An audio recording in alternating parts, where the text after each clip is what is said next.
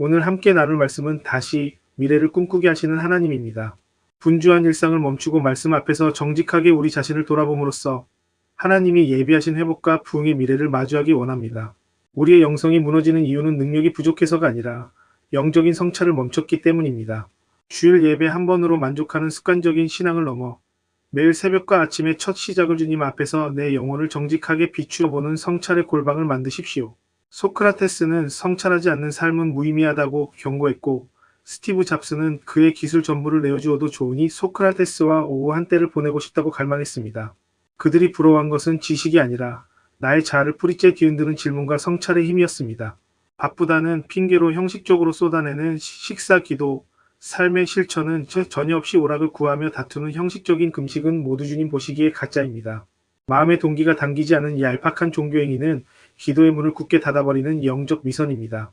주님이 원하시는 참된 금식은 단순히 밥을 굶는 고행이 아닙니다. 흉악의 결박을 풀어주고 멍에 줄을 끌어주며 아파하고 굶주린 이웃을 향해 기꺼이 나의 양식을 쪼개어 나눠주는 사랑의 실천입니다. 나만을 위해 살라는 세상의 논리를 거스르는 진짜 예배가 금식의 본질입니다. 내 욕망을 억제하고 말씀의 거울 앞에 정직히 엎드려 성찰할 때 하나님은 우리의 메마른 삶에 가물지 않는 물된 동상 같은 위대한 세 가지 은혜의 열매를 반드시 허락해 주십니다. 나의 고집을 꺾고 이웃의 아픔을 품어 안을 때 비로소 성경은 그제서야 기도가 응답될 것이라 선언하십니다.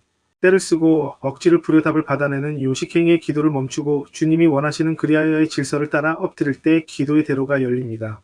대구에서 분당까지 달려와 주일학교 플랫폼 기술을 무상으로 헌신한 부부, 퇴직을 앞두고 교사들을 향한 마지막 물질 봉사에 즐거워하는 부장은 이 비밀을 아는 자들입니다. 약한 이웃을 품고 내 심정 내 폐시 움직일 때 여호와께서 내 영혼 내 폐시를 물된 동산처럼 가장 윤택하게 채워주십니다. 하나님의 은혜와 성벽의 보수는 우리 세대에서 결코 멈추지 않습니다. 우리가 말씀의 제단을 쌓으며 바로 설 때 우리에게서 날 자들, 즉 우리의 다음 세대 자녀들이 무너진 가정을 보수하고 오래 황폐된 역대의 기초를 다시 우뚝 세우는 미래의 진짜 주인공이 될 것입니다.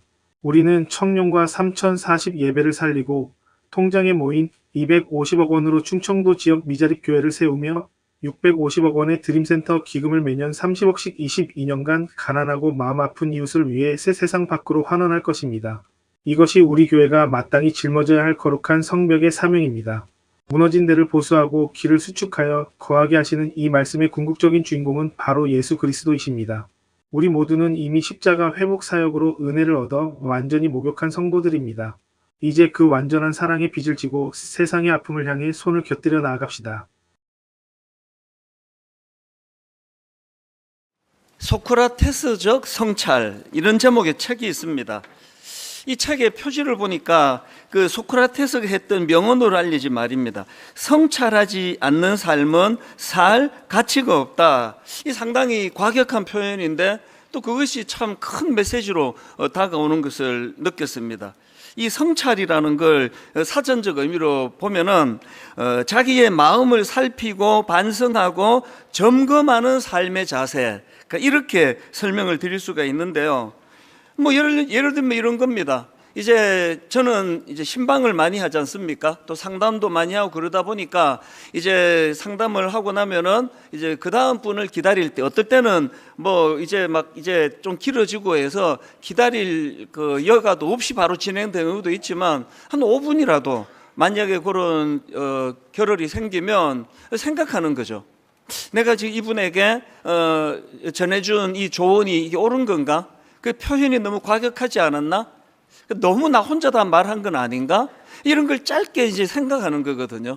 그리고 그게 그 다음 상담하는 그 성도님에게 반영이 되면 확실히 이게 성장하는 걸 또 달라진다는 걸 느낄 수 있는 거거든요.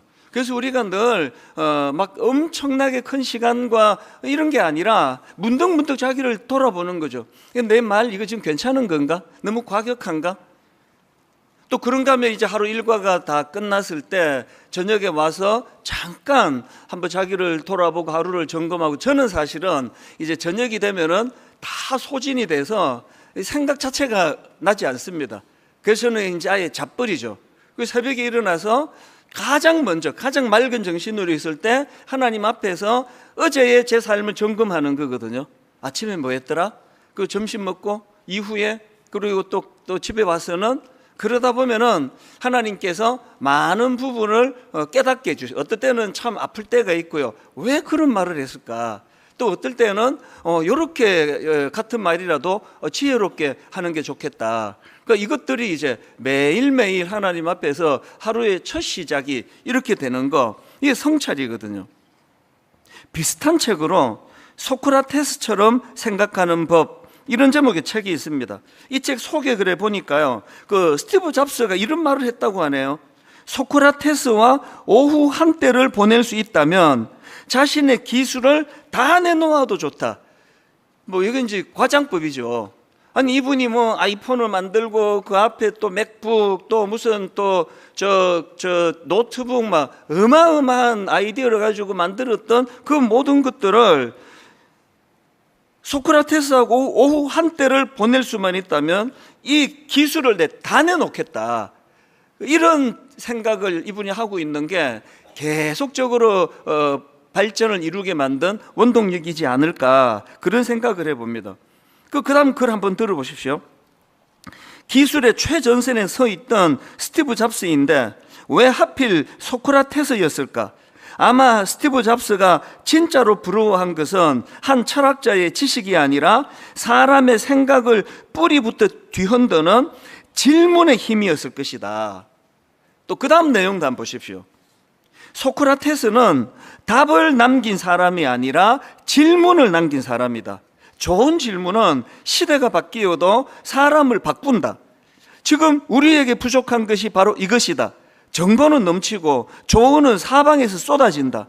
그런데 삶은 더 쉽게 흔들린다.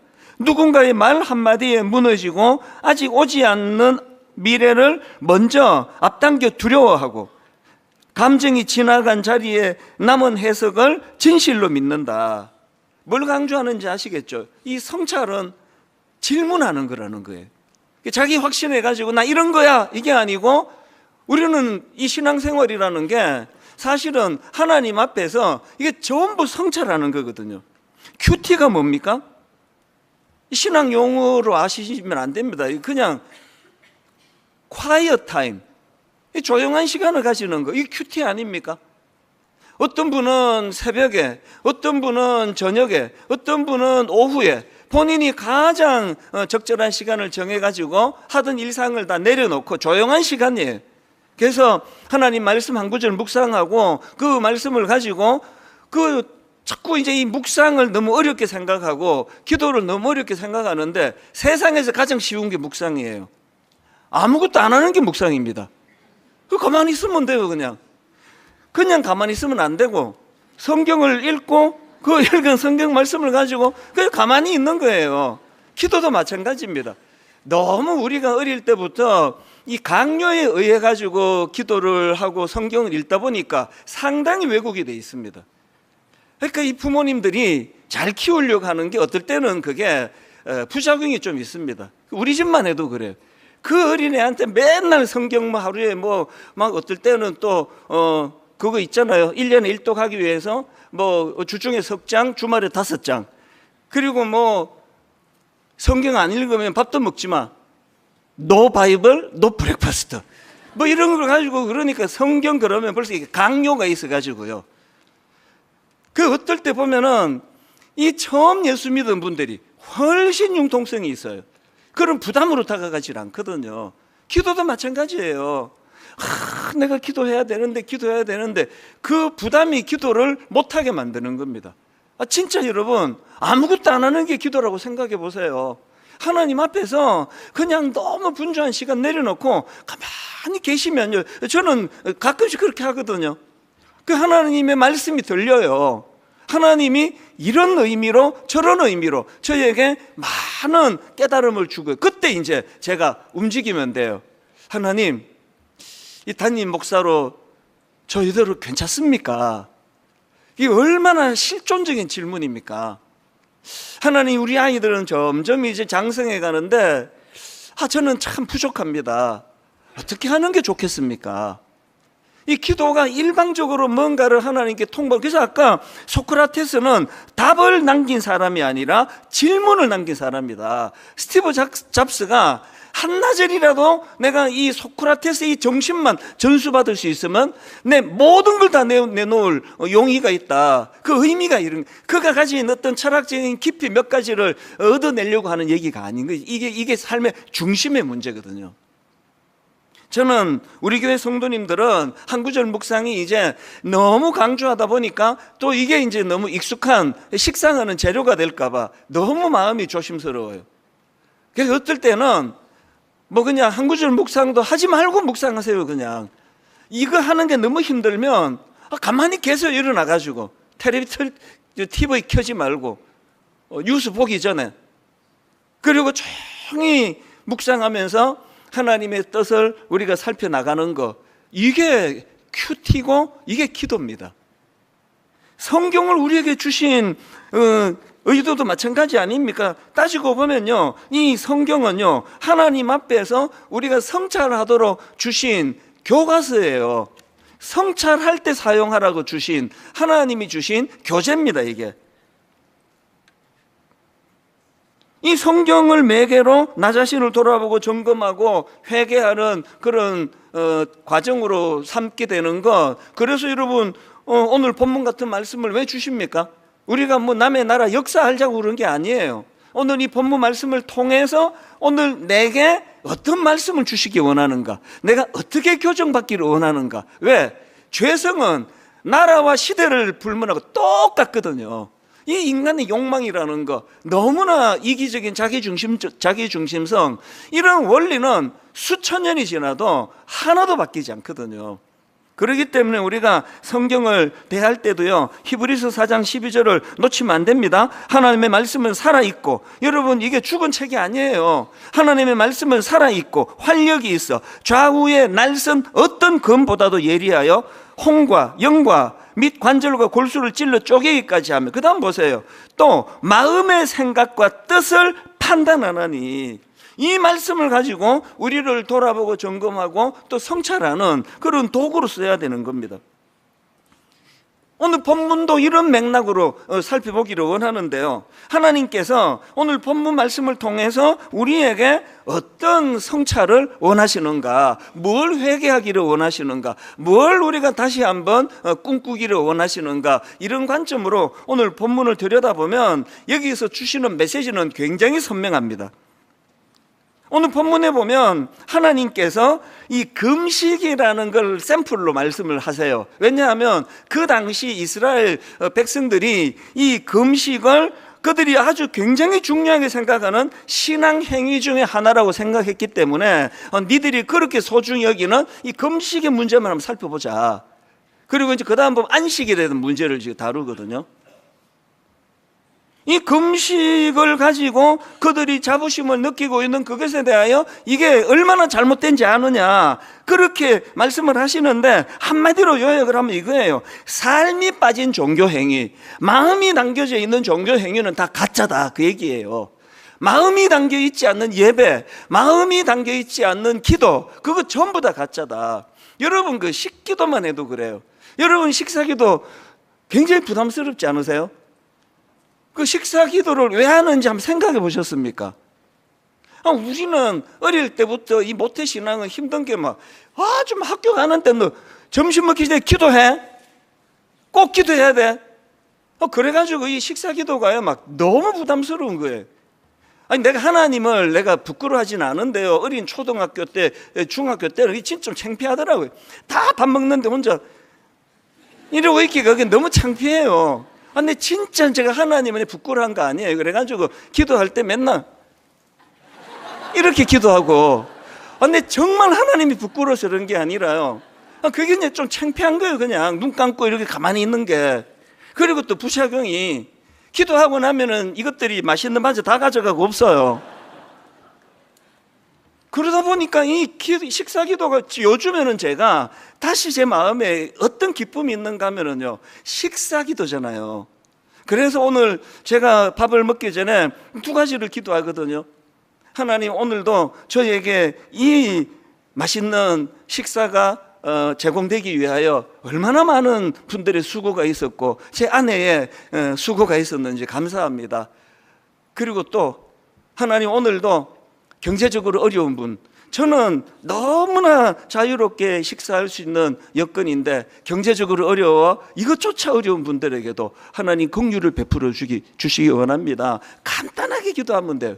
근데 어떤 분은 그 식사 기도하는데 한 막 부흥회를 하셔요.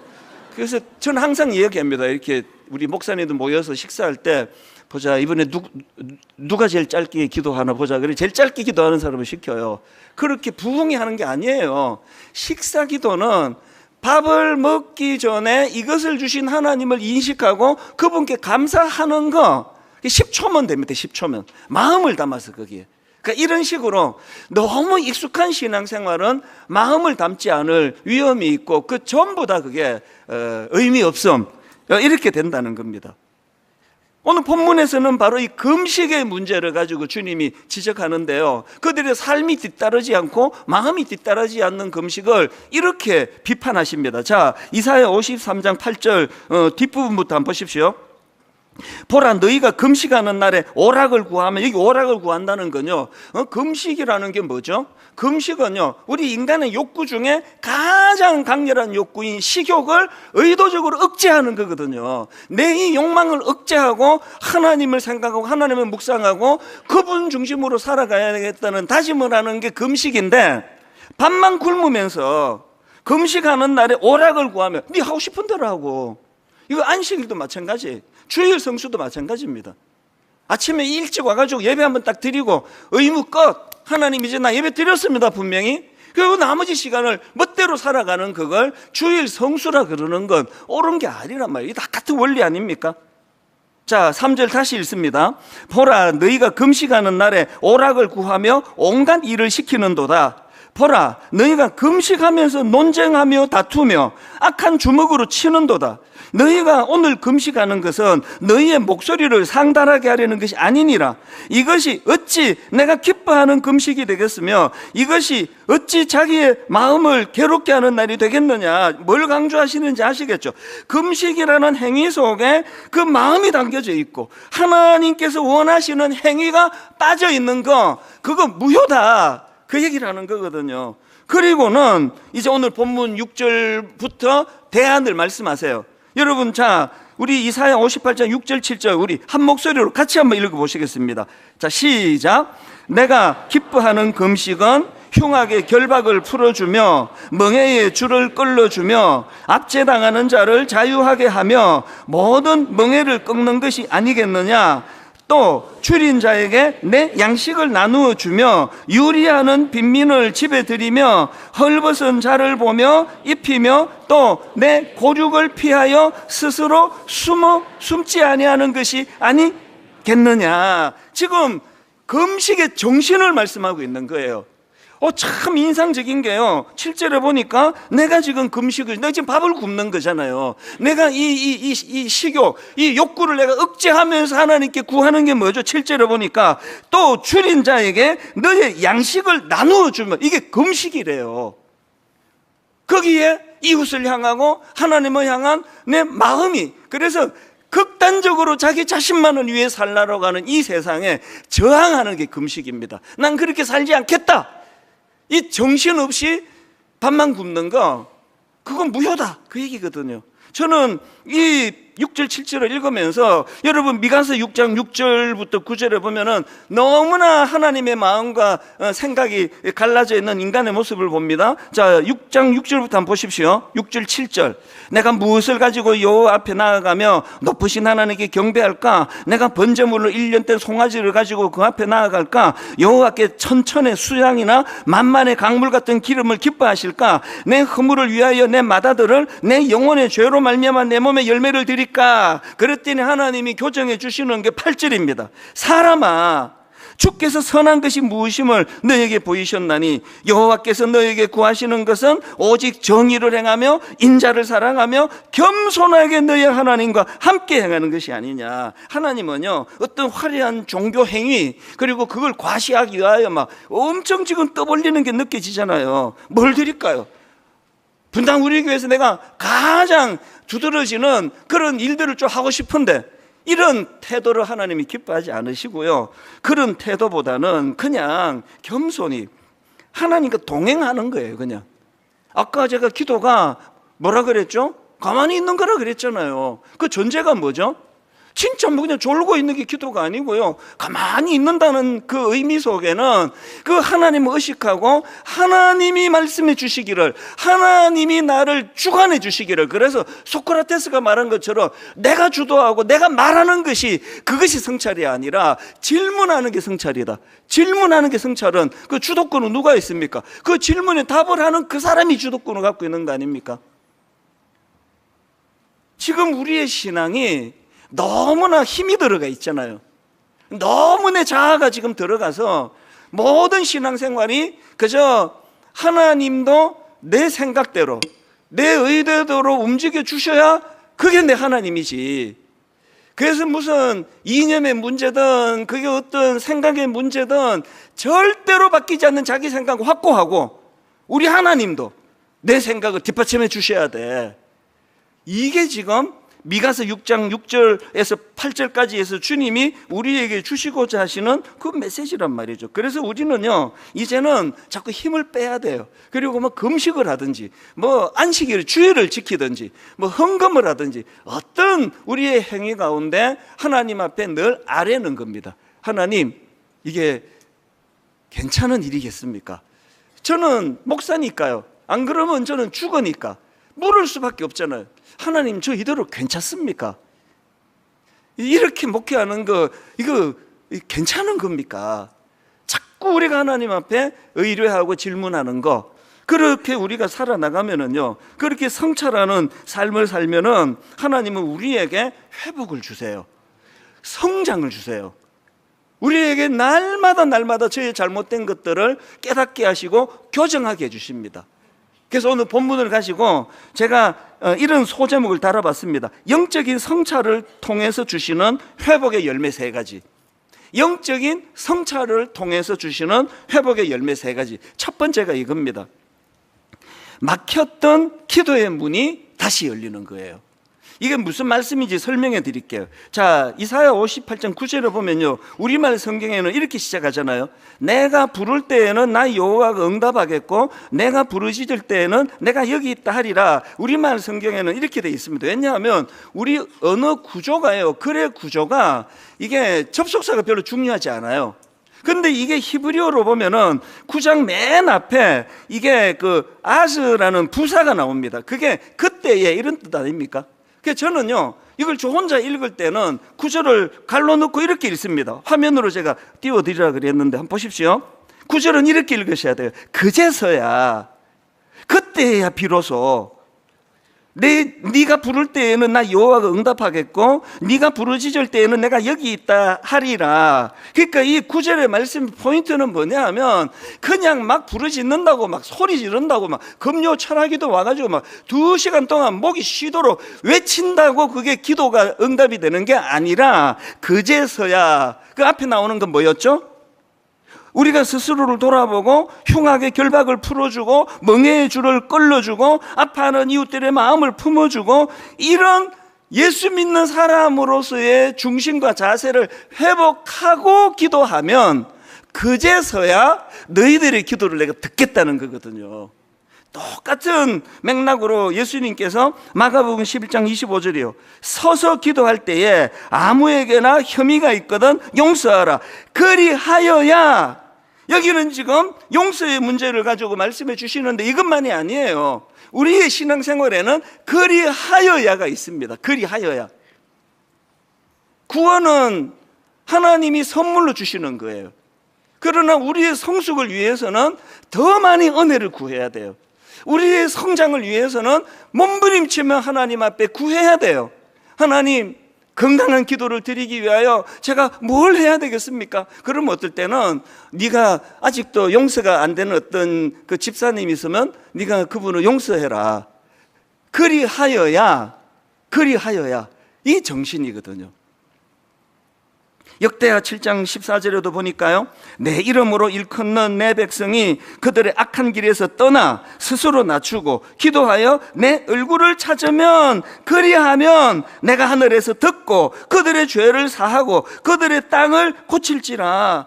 회개의 역사가 일어나지 않는 외치는 기도는 그냥 스트레스는 풀릴지 몰라도 하나님의 조건에는 들지 않습니다. 저는 이 말씀을 준비하면서 오래전에 우리가 자주 불렀던 찬양이 하나 새벽에 참 많이 제 마음을 뜨겁게 했어요.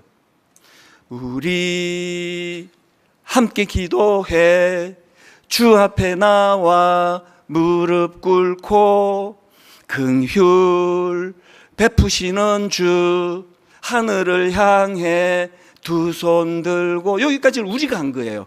우리가 했습니다. 기도하고 두 손 들고 우리가 했는데요, 그 다음 가사는 이제 하나님이 하시는 거예요.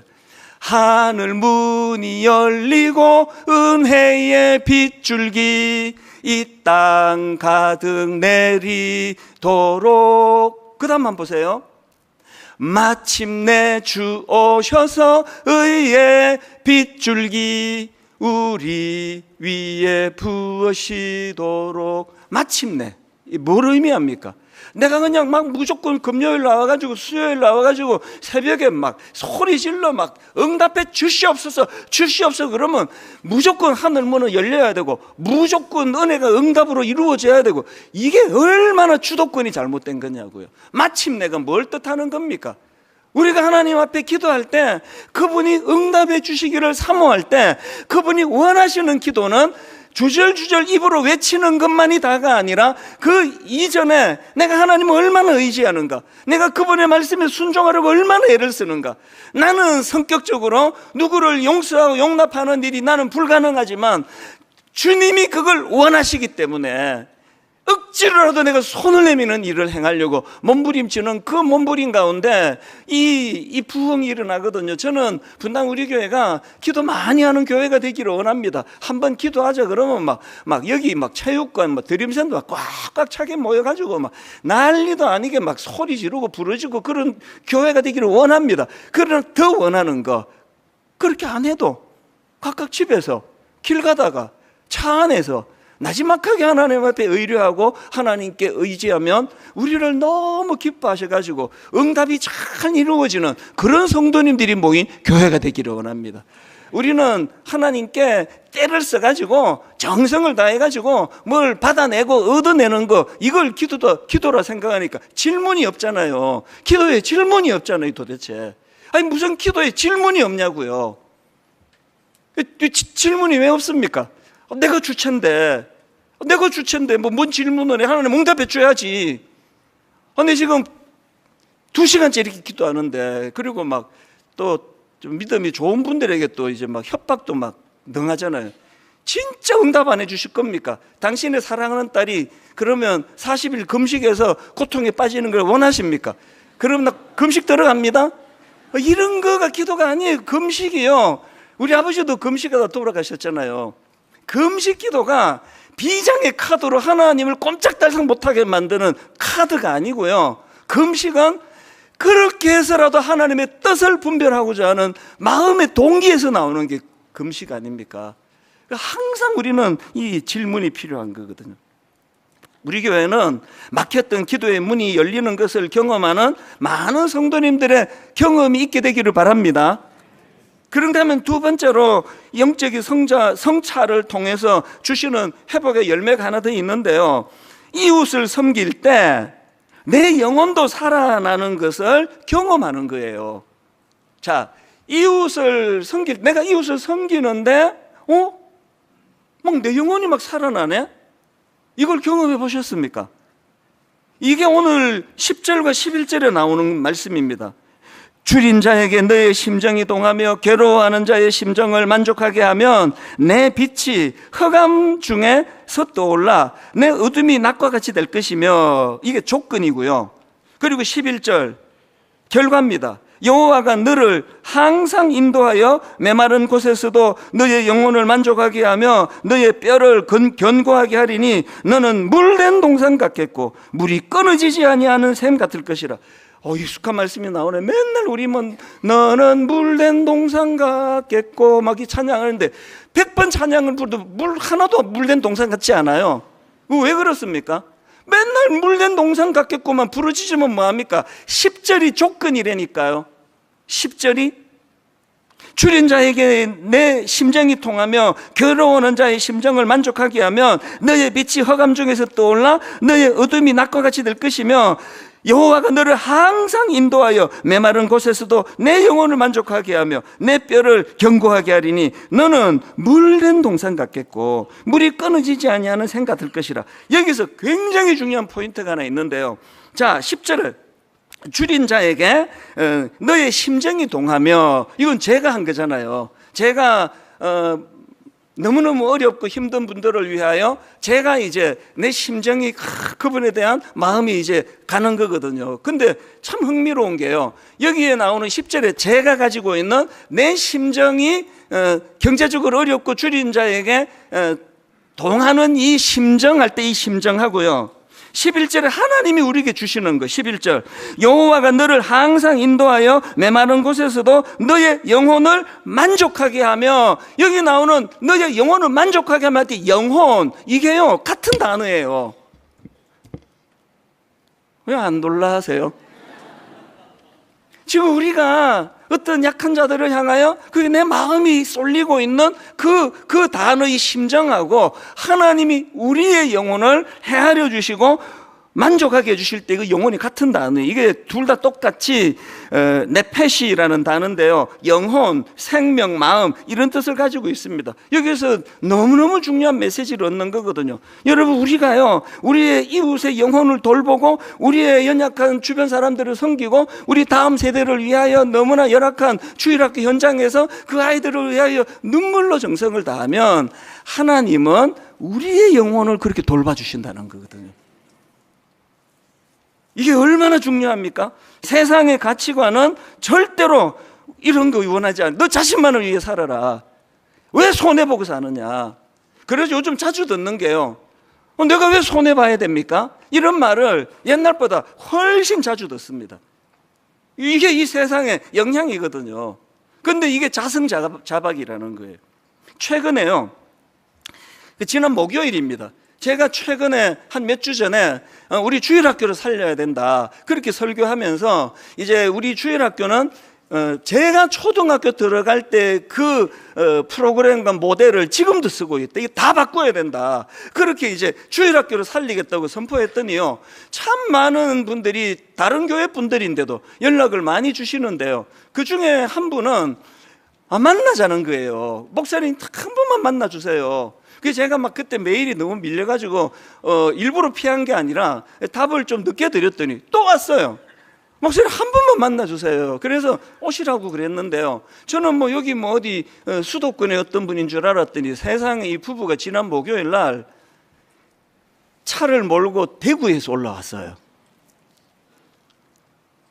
그리고는 대화를 나누는데, 아니 알고 봤더니 이분이요 그 IT 기획 전문가세요. 그리고 뭐 그런 회사를 몇 개나 운영하시는 분이에요. 그런 일을 하시는 이분이 그동안 한국교회 주일학교 온라인 플랫폼 또 공과 시스템 이걸 개척해 오신 분이에요. 그래서 이거를 개발하고는 다 오픈하거든요. 그날 함께 참석했던 우리 부목사님 한 분이 내 주일학교 가르칠 때 이 집사님이 개발하신 거군요. 아니 그 사업하는 분이 대구에서 지금 분당까지 오셔가지고 오후 한낮이 뭡니까? 오는데 3시간 반, 가는데 3시간 반, 우리 만난 거 2시간, 하루를 그렇게 다 소진하는데 그분에게 하나도 유익한 게 없는데 우리 도와주겠다고, 한국교회 살리는 일에 목사님 힘 좀 내달라고 그만하러 오시는 게 이해가 잘 안 되는 거죠, 당연히.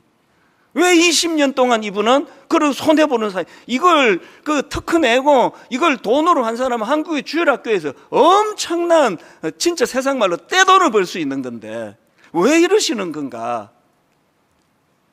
그리고 제가 이 본문을 묵상하다가 그분 부부에게서 이사야 58장 11절의 은혜를 본 겁니다. 여호와가 너를 항상 인도하여 메마른 곳에서도 너의 영혼을 만족하게 하며 내 뼈를 견고하게 하리니 너는 물된 동산 같겠고 물이 끊어지지 아니하는 샘 같을 것이라.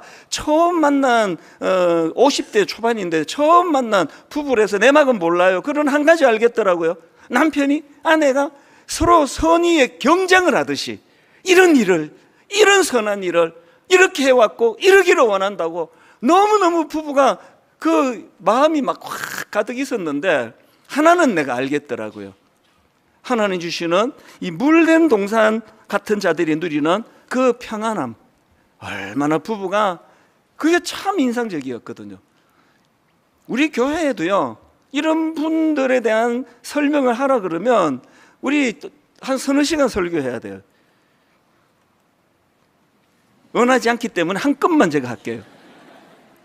우리 집사님 한 분이 우리 주일학교에서 이제 부장님으로 섬기는데요, 제가 볼 때 좀 과하셔요. 이 교사들 밥 사주고 애들 밥 사주고 하는데 이건 좀 저는 원치 않거든요. 아니 교회가 예산이 있고 다 그런데 개인이 너무 과하게 그 물질을 쓰는 건 저는 동의가 안 돼요. 그래서 제가 그 아내랑 또 이제 친구 뭐 이렇게 연결이 돼가지고 친구 남편이고 이래서 제가 아내 통해서 좀 안 그랬으면 좋겠다, 그렇게 제가 메시지를 보냈습니다. 그랬더니 두 가지를 딱 얘기했대요. 아내가 저에게 전해주는데 감동을 받았습니다. 목사님, 제가 물질로 조금 섬기는 이건요, 우리 선생님들의 헌신적인 섬김에 비하면 이건 가장 작은 일인데요. 그 다음 두 번째가 감동이에요. 이제 곧 퇴직하는데 이제 물질적인 여유가 이제 퇴직하고 나면은 이제 없잖아요. 이제 곧 퇴직하는데 물질적인 여유가 있을 때 마음껏 섬기고 싶다. 이 부부를 제가 알거든요. 얼마나 주님 안에서 서로 사랑하고 금술이 좋고 주님 안에서, 그리고 또 인천에서 오세요. 인천에서 서울 강동구에 계시는 어른을 모시고 여기 와서 예배드리고 주일학교 다 하고 다시 서울 강동구에 가서 모셔다 드리고 인천으로 가는, 이건 완전히 중노동이에요. 너무 즐거운 거예요. 너무 행복한 거거든요. 뭐 이런 사례를 들자면요, 한두 시간 갖고 안 됩니다. 왜 할까요? 이 원리를요, 여러분, 이거는 머리로 받는 게 아니거든요. 여러분, 우리가 이웃을 섬길 때, 이웃을 돌볼 때 내 영혼도 살아나, 내 기쁨도 살아나, 내 인생에 물된 동산 같은 은혜를 내가 누려. 이건 경험해야 하는 맛이거든요. 마지막 세 번째로요, 영적인 성찰을 통해 주시는 회복의 열매 하나 더 있는데요, 다음 세대가 살아나는 것을 경험한다는 겁니다. 12절을 보십시오. 내게서 날 사람들이 오래 황폐된 곳들을 다시 세울 것이며 너는 역대의 파괴된 기초를 쌓으리니, 이 말씀은요, 죄와 불순종으로 나라가 망해버린 그들이 이제 포로에서 다시 이제 해방이 되고 다시 이제 성벽을 쌓아가고 하는 이런 내용을 담고 있는 그런 내용인데, 여기서 제가 주목하는 건, 자 12절 앞에 다시 보세요. 내게서 날 자들이 오래 황폐된 곳을 다시 세울 것이며, 주체가 누구라고요? 다음 세대예요. 저는 이 말씀을 붙들고 꿈을 꾸어요. 현재 한국교회는 다음 세대가 다른 세대가 되어버렸어요. 교회를 떠나버려요. 그런데 저는 지난주 우리가 이곳에서 한 달에 한 번씩 하는 젊은 예배, 젊은 사람들이 주도하는 예배, 지난주 그 3040 매 한 달에 한 번마다 감동이 돼. 우리 청년 교우도 마찬가지인데, 여러분 꼭 부탁합니다. 꼭 집에 가셔가지고 그들의 찬양을 다시 한 번만 들어봐주세요. 정말 부탁해요. 그 마음에 이 노래 하나 잘하자가 아니잖아요. 이 예배에 동참하며 뭐를 이렇게 맡겨주고 물꼬를 터주니까 거기에 모든 걸 거는 젊은 세대를 제가 보면서 우리가 꿈을 꾸어야 되는 거구나. 어떤 꿈을 꾸는 겁니까? 12절 다시 읽어드립니다. 너에게서 날짜들이 오래 황폐된 곳을 다시 세울 것이며 너는 역대의 파괴된 기초를 쌓으리니. 하나님의 은혜는 우리대로 끝나지 않습니다. 하나님의 은혜는 우리 자녀에게로 흘러갈 줄로 믿습니다. 이 꿈을 꾸셔야 됩니다. 우리가 하나님 이 꿈을 품고 다음 세대 살리기, 우리 청년부 살아나야 됩니다. 우리 청년들은 지금 주일 오후 2시부터 드림센터를 다 장악을 했어요. 그래서 지금 오후에 가면 막 청년들이 막 덕실덕실하면서 거기서 지금 예배하며 성장하고 있습니다. 그리고 한 달에 한 번 이곳에 모여 같이 꿈을 꾸면서 다음 세대를 살리는 것, 이게 첫 번째 과업. 또 두 번째는 꿈 넘어 꿈 프로젝트. 경상도 지역, 전라도 지역, 그 다음에 이제 원래 충청도 지역, 여러분, 오는 토요일까지 지원이 마감되는데요, 미자립교회를 포함하여 100명 이하 작은 교회들을 대상으로 하고 또 청빙이나 개척받은 지 10년 이내의 교회들 대상으로 교단을 불문하고, 저는 거기에 선반에 근처도 가지 않습니다. 내 아는 사람 뽑게 될까 봐. 공평하게 하나님, 우리가 이 작은 교회, 약한 교회, 또 작다고 다 약한 거 아닙니다. 미자립교회 잘 섬기는 역할을 감당해 주실 줄로 힘주시기 원합니다. 여러분, 우리가 1만 소도 파수 운동 250억 들어간 그 비용을 모두가 다 이거를 다시 이제 회수해 가지고 한 10년, 20년에 걸쳐서 250억 전부 요 용도 외에는 쓰지 않을 거예요. 하나님, 우리 작은 교회를 섬기고 그 다음 목사님들에게 힘이 되어주고, 그런가 하면은 마지막으로 우리 드림 사역원에 대한 꿈 계속 의도적으로 반복합니다. 70년대 가장 상징적인 언어가 저는 바퍼, 배고픈 사람에게 뭐 이것만큼 의미 부여가 되는 표현이 있습니까? 바퍼. 그럼 오늘 우리 시대의 바퍼가 뭘까? 오늘 우리 시대는 배가 고픈 것이 아니라 마음이 고픈 시대인데, 마음이 고픈 이 시대. 그래서 우리 드림사역원에서 이것들에 대하여 전문가들이 너무 고맙게도 머리를 싸매고 지금 고민하고 연구하고 있는데요, 그렇게 마음이 고픈 대표적인 그룹을 먼저 우리가 선정을 하게 된 거예요. 그게 바로 고립 언둔 청년들과 그들의 부모님이에요. 이제 이들을 우리가 잘 섬겨나가기를 원하고, 이분들만이 아니에요. 어른들, 100세 시대라 그러는데 일찍 퇴직하고 우리 남은 시간 우리 어떻게 살아야 되나 고뇌하는 어른들에게 우리 드림 사역원에서 그들에게 길을 제시하고 방향을 제시하는 이런 꿈을 저는 꾸고 있습니다.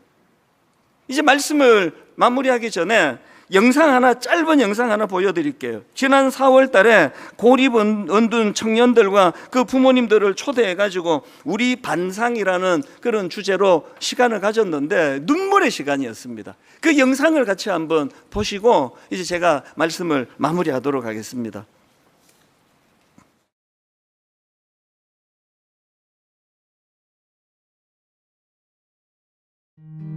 지난 4월 고립 은둔 자녀로 인해 지쳐있던 부모님들을 초대했습니다. 오늘만큼은 누구의 엄마, 아빠가 아닌 한 사람으로서 쉼을 누리시길 바라는 마음으로 봉사자들은 기도로 준비하고 안내로 섬기며 행사장과 식당을 정성껏 꾸미고 따뜻한 음식 하나까지도 마음을 담아 준비했습니다.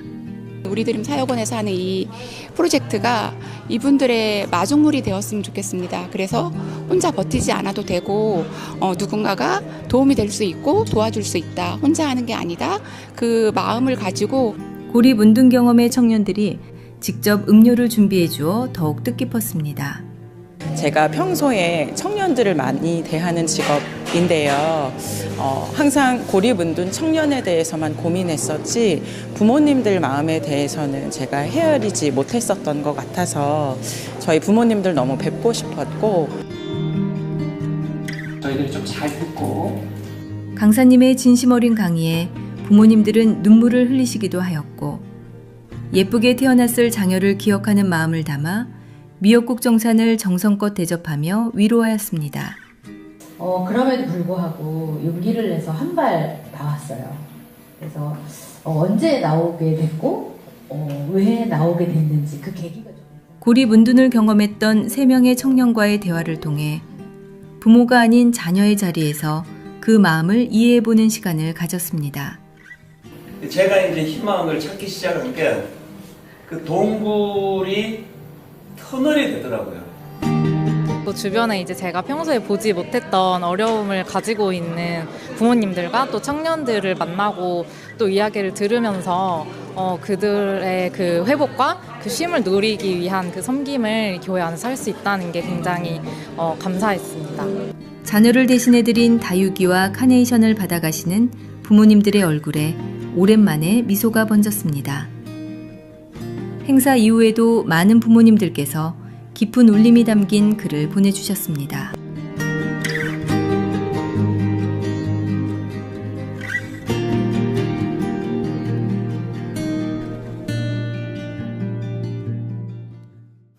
이제 오는 목요일부터 6주 동안 고립원둔 자녀 부모 교실이 열려지는데요. 이게 이제 시작이거든요. 그래서 여러분들과 함께 이 시대에 배가 고픈 게 아니라 마음이 고픈 분들을 세대를 불면하고 연령을 불문하고 그들을 섬기는 일을 해 나갈 텐데, 중요한 게, 결론으로 이게 중요한 게 있습니다. 12절을 다시 보십시오. 내게서 날짜들이 오래 황폐된 곳들을 다시 세울 것이며 너는 역대에 파괴된 기초를 쌓으리니 너를 일컬어 무너진 데를 보수하는 자라 할 것이며 길을 수축하여 거할 곳이 되게 하는 자라 하리라. 아까 말씀드렸듯이 1차적으로 이게 바벨론 포로에서 돌아와 그들이 성벽을 재건하는 이런 의미로 이 의미를 설명하지만 이게 다가 아니에요. 궁극적으로는 이제 하나님께서 이 말씀을 통하여 장차 오실 메시아의 회복 사역이에요. 우리 모두는 다 예수 그리스도의 회복 사역으로 치유가 된 사람들이에요. 이제 우리가 주님 이름으로 그 일들을 감당해 나갈 때에 교회는 마땅히 우리끼리 잘 먹고 잘 사는 곳이 되면 큰일 나는 게 교회예요. 하나님이 교회를 통하여, 그래서 여러분 제가 공식적으로 약속을 드립니다. 매년 30억씩 우리 드림 사역원을 위하여 우리가 하나님께 약속을 드렸지만 절대 여러분에게 부담 드리지 않을 거예요. 어떤 경우라도 이게 강제로 억지로 해서 되는 일이 아니고, 그러나 1년에 한 번씩만 하나님 우리가 십시일반하여 헌금하는 이 일이 어린아이의 작은 도시락이 되게 해주셔서, 하나님 이 작은 도시락이 5,000명을 먹이고도 남는 기적의 도시락이었잖아요. 하나님 이 교회에서 그렇게 오늘 주신 말씀 그대로 10절 11절 읽고 말씀 마치겠습니다. 줄인 자에게 너의 심정이 동하며 괴로워하는 자의 심정을 만족하게 하면 너의 빛이 흑암 중에서 떠올라 너 어둠이 낮과 같이 될 것이며 여호와가 너를 항상 인도하여 메마른 곳에서도 너의 영혼을 만족하게 하며 내 뼈를 견고하게 하려니 너는 물낸 동산 같겠고 물이 끊어지지 아니하는 샘 같을 것이라. 우리가 이렇게 연약한 이웃을 섬기고 돌보는 것이 이게 손해고 희생이고 그런 저울질하고 계산하는 게 아니라, 이게 하나님이 우리 영혼을 풍족하게 만들기 위한 하나님의 은혜의 배려라는 걸 머리로서가 아니라 가슴으로서가 아니라 삶 속에서 그것을 맛보고 누리는 성도님들 되시기를 바랍니다. 같이 기도하시겠습니다. 하나님 아버지, 오늘 우리는 예수 믿는 사람입니다. 하나님이 새롭게 세워주시는, 무너진 데를 보수하시는 예수 그리스도 십자가 은혜로 살아난 사람들입니다. 이제 하나님 세상의 논리와 세상의 원리로서가 아니라 날 구원해 주신 예수 그리스도 그분의 십자가의 논리대로, 십자가의 원리대로 우리가 살아갈 때에 이것이 실제로는 우리를 부유하게 만드는, 풍요하게 만드는, 우리를 너무나 주님 안에서 행복하게 만드는 하나님의 방식이라는 걸 머리로서, 이론으로서가 아니라 삶에서 맛보아 아는 성도님들 되게 하여 주시옵소서. 이제 우리가 하나님 우리 드림 사역원을 위하여 헌금을 드릴 텐데 이 헌금이 한 푼도 허튼 데 쓰여지지 않도록 주님 불꽃 같은 눈으로 막아주시고, 오늘도 아버지 경제적인 어려움 때문에 헌금을 드릴 수 없는 손길에게 괜찮다, 네 마음 이미 다 받았다, 주님 말씀해 주시는 은혜로운 헌금 시간 되게 하여 주시옵소서. 감사드리옵고 예수님 이름으로 기도드립니다.